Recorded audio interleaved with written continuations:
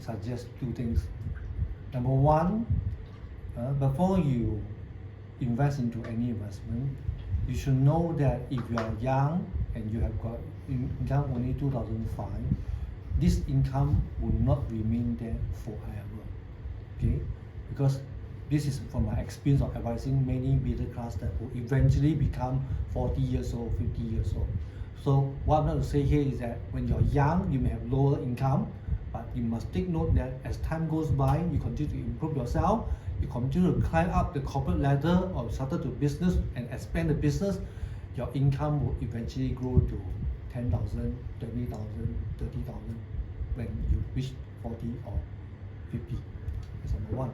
So have a longer perspective of what you may invest and do not be discouraged by the fact that you have small amount. Number one, okay, put in the time horizon in your investment mindset. Number one.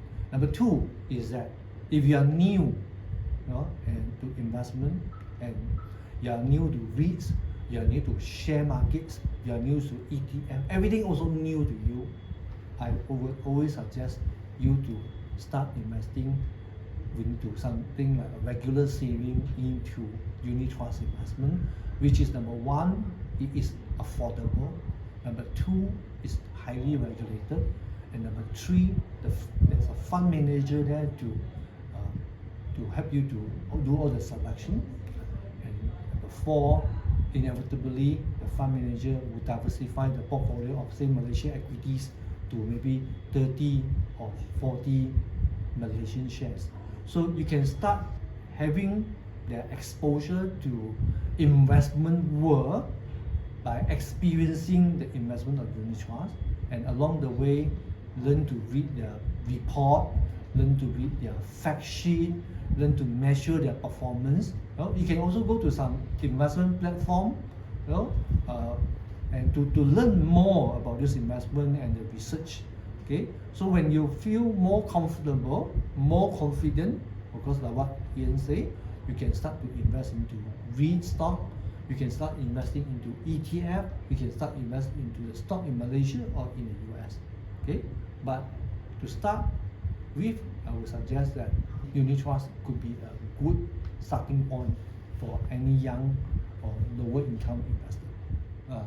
Of course, in Malaysia, all the trustees are licensed under SSM.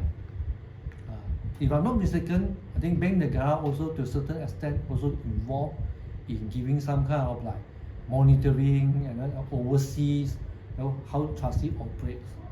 And if I'm not mistaken also, the fact that all these trustees they are acting as a third-party trustee for UTMC, Unit Trust Management Company, and UTMC are required by the FIMM to have trustee structure for all the investors' money.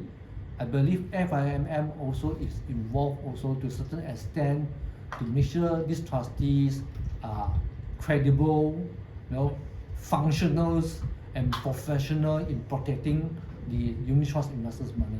So for that matter, all the fund house, when they want to select the trustee, I'm sure this trustee they select must fulfill the criteria of FIMM and other regulators which is involved. So for that matter, somehow give you certain form of comfort as to the kind of trustee that the fund manager used to safeguard the investors' money.